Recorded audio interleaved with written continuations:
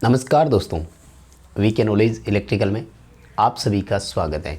NBS का skill test देने जा रहे हो दोस्तों। स्किल टेस्ट देने से पहले एक बार इस वीडियो को ध्यान से देख लो।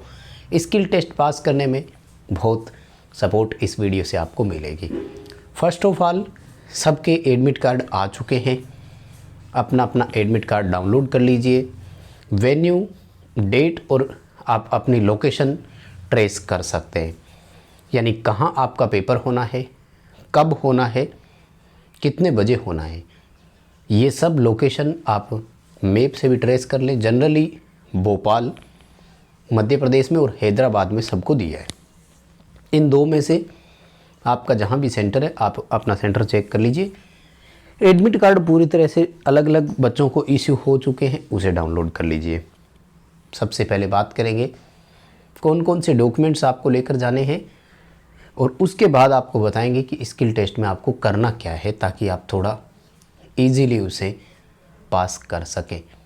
आगे बढ़ने से पहले रिक्वेस्ट करूंगा, चैनल से पहली बार जुड़े हैं तो सब्सक्राइब कर लीजिए। वीडियो के डिस्क्रिप्शन में लिंक दिया हुआ है, हमारा एंड्रॉयड ऐप डाउनलोड करें। हर मंडे ऐप में फ्री प्रैक्टिस टेस्ट होता है, आप उसे अटेम्प्ट कीजिए। उसके लिए ऐप डाउनलोड कीजिए। वेबसाइट पर भी विजिट कर सकते हैं, वहाँ से भी आप टेस्ट क्विज़ अटेंड कर सकते हैं। आइए ज़रा सबसे पहले मैं आपको बता देता हूँ कि आपको ज़रूरी डॉक्यूमेंट्स क्या क्या लेकर जाने हैं, ठीक है। और स्किल टेस्ट आई थिंक 16/10 से स्टार्ट हो रहा है ये, ठीक है ना। और आई थिंक ये आपका लगभग 22 या 23 तारीख तक चलेगा, कंफर्म नहीं है, सॉरी, देख लेना। तो आपका अब अलग अलग एडमिट कार्ड जो है वो आपको इशू हो चुके हैं। देखो, सबसे पहले जो ज़रूरी चीज़ें हैं ना, वही आपके साथ में बात कर रहा हूँ। आपको लेकर क्या क्या जाना है, इनमें से अगर कोई भी एक चीज़ भी कम है तो प्लीज़ उसे पूरा कीजिए, चिंता का विषय है। इन डॉक्यूमेंट के बिना आप नहीं जा सकते। सबसे पहले ऑनलाइन एप्लीकेशन, जो आपने फॉर्म भरा था ना, वो आपके पास होना चाहिए। Point number 1। अगर नहीं है तो मेल आईडी वगैरह चेक कीजिए, उसमें मिल जाएगा। इन फ्यूचर याद रखना, कोई भी भर्ती में अगर फॉर्म भरते हो ना तो तुरंत इसको एक पीडीएफ के रूप में डाउनलोड करके अपने मेल पर अपलोड कर लिया करो, हर जगह ज़रूरत पड़ती है। नंबर 2, सीबीटी जो आपका एग्ज़ाम हुआ था उसका एडमिट कार्ड, अगर एडमिट कार्ड भी गुम हो गया, नहीं रख पाए, तो ये भी मेल पर आपको मिल जाएगा, क्योंकि सीबीटी के एडमिट कार्ड भी ईमेल पर आए थे और अभी भी डाउनलोड करने का ऑप्शन मिल जाएगा वहाँ। तो ये दोनों ज़रूरी है।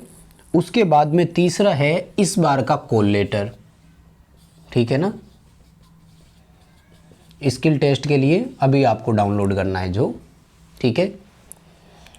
नंबर 4 है 2 आपकी फ़ोटो लेकर जानी है, पासपोर्ट साइज फ़ोटो। कोशिश करें 100% वही फ़ोटो हो जो आपने एप्लीकेशन फॉर्म में लगाई थी, दूसरी ना हो।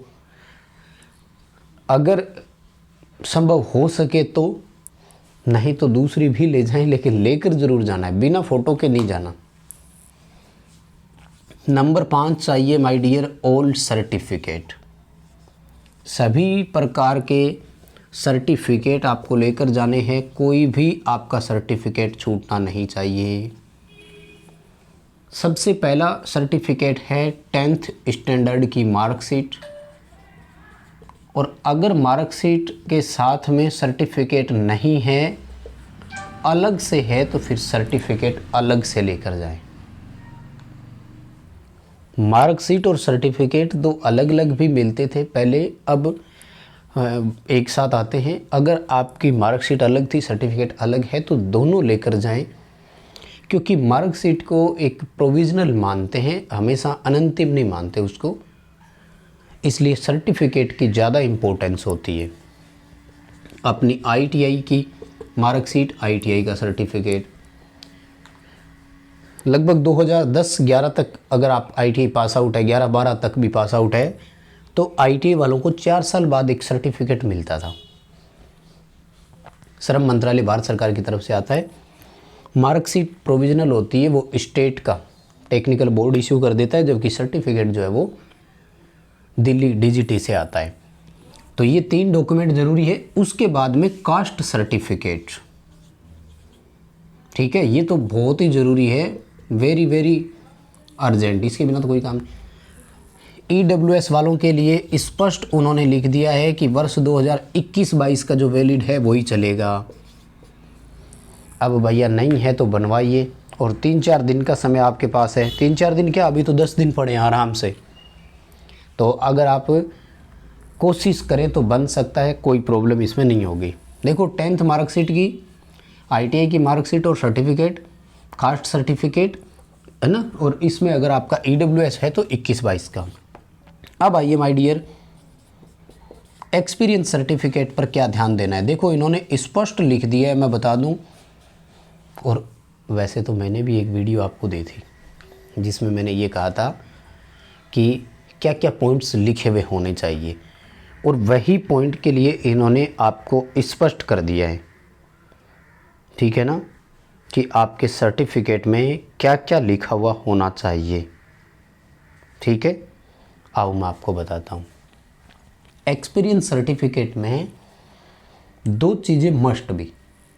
एक तो आपने काम करने का जो समय था वो लगभग हर बच्चों ने लिखवाया है। इसमें भी ध्यान रखें कि आप एग्जैक्ट डेट लिखवाएं, इस तारीख, इस महीने, इस वर्ष, यानी DDMMYY फॉर्मेट में यहाँ से यहाँ तक मैंने काम किया, ये चीज़ उसमें साफ साफ होनी चाहिए।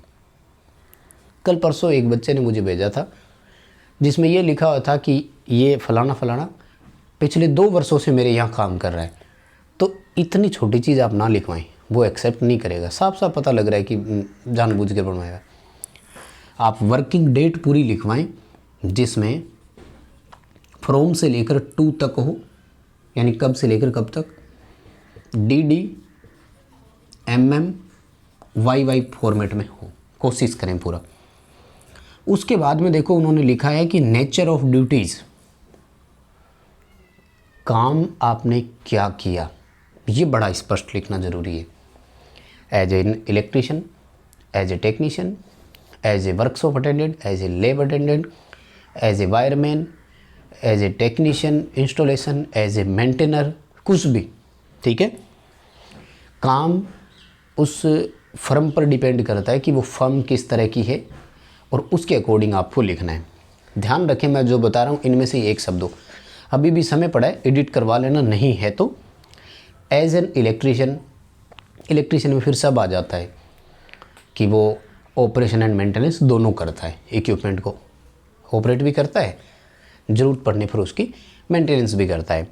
एज एन इलेक्ट्रीशियन भी चलेगा, एज एन टेक्नीशियन भी चलेगा, एज एन ऑपरेटर लिखवा लो, as a technician, as an operator, operator भी काम चलेगा, कोई दिक्कत नहीं है। टेक्नीशियन शब्द वैसे ज़्यादा अच्छा होता है।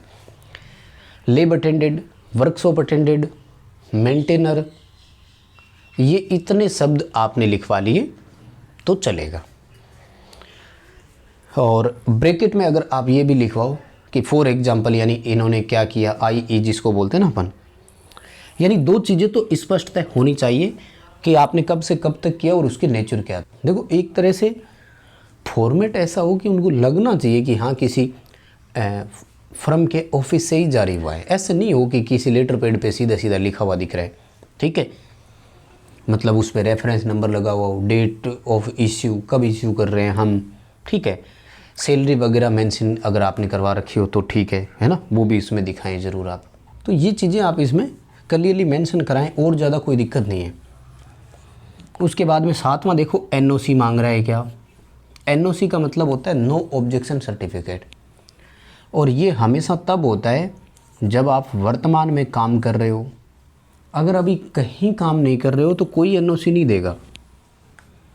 NOC का मतलब होता है कि आप अभी जहाँ काम कर रहे हो, क्या पता वहाँ आपने क्या क्या गड़बड़ कर रखी हो सकता है उस डिपार्टमेंट से आपने लोन ले रखा हो, वो आपकी सैलरी से ही रिकवरी करने वाला था, आप छोड़कर आ गए, कैसे रिकवरी करेंगे। हो सकता है आपके अगेंस्ट कोई इंक्वायरी चल रही हो, कोई केस पेंडिंग चल रहा हो, इसलिए नो ऑब्जेक्शन सर्टिफिकेट की ज़रूरत पड़ती है। अगर आप अभी कहीं काम नहीं कर रहे हैं तो कोई एनओसी आपके पास नहीं, मतलब ज़रूरत पड़ेगी, कोई नहीं मांगेगा। किस बात की एनओसी, जब कहीं काम ही नहीं कर रहे तो कौन सी एनओसी है, ठीक है। तो कुल मिलाकर ये 7 जो है चीज़ें आपकी सबसे ज़्यादा और इम्पोर्टेंट मुझे लगी। अब बात आती है कि गुरुजी स्किल टेस्ट में करना क्या है। माय डियर, अगर आपने थ्योरी अच्छे से पढ़ रखी है और उसका सर्किट डायग्राम अच्छे से बनाना जानते हो ना, तो मैं गारंटी देता हूँ वैसा का वैसा ही कनेक्शन कर देना, आपका इक्विपमेंट 100% ऑपरेट होगा।